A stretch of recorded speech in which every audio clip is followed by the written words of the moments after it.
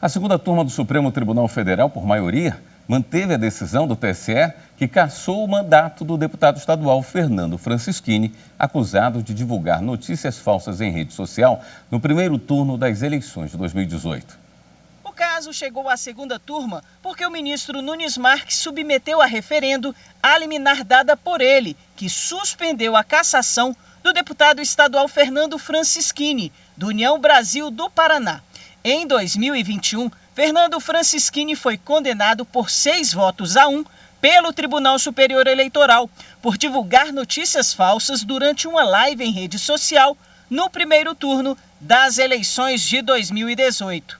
Antes do julgamento, na segunda turma, o presidente do STF, ministro Luiz Fux, havia convocado sessão extra no plenário virtual para julgar um outro processo sobre o mesmo tema, o mandado de segurança proposto pelo suplente do deputado Fernando Francischini, para que a decisão do TSE volte a valer e o mandato permaneça cassado.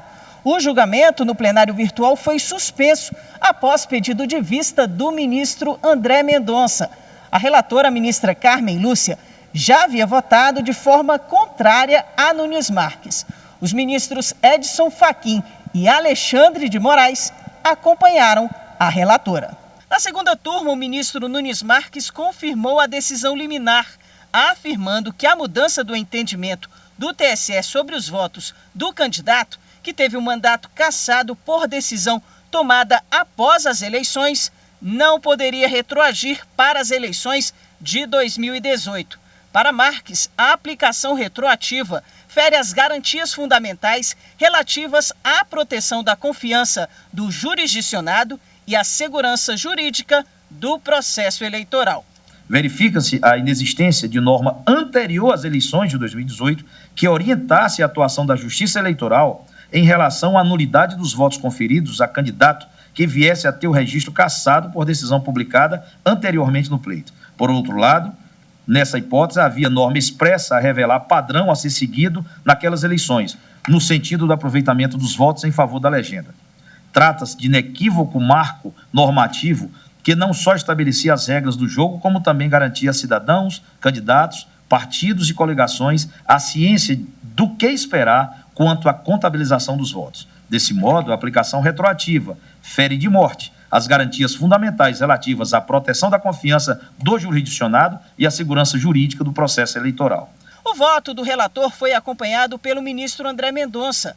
A divergência foi aberta pelo ministro Edson Fachin, que destacou que não existe direito fundamental em atacar a democracia a pretexto de se exercer qualquer liberdade. Não há direito fundamental para a propagação de discurso contrário à democracia.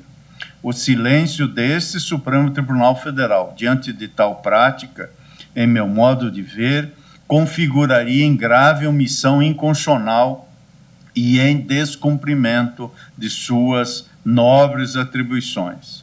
A existência de um debate livre e robusto de ideias, ainda que muitas vezes intenso e tenso, não compreende o salvo-conduto para agir, falar ou escrever afirmações notoriamente, sabidamente falsas ou sabidamente sem fundamentos que só visam tumultuar o processo eleitoral. Assim, às vezes é necessário repetir o óbvio. Não existe direito fundamental em atacar a democracia a pretexto de se exercer qualquer liberdade, especialmente a liberdade de expressão. A divergência foi acompanhada pelo ministro Ricardo Lewandowski e formou maioria com o voto do ministro Gilmar Mendes, que também discordou do relator. A segunda turma, então, manteve a decisão do TSE, que cassou o mandato do deputado estadual Fernando Francischini.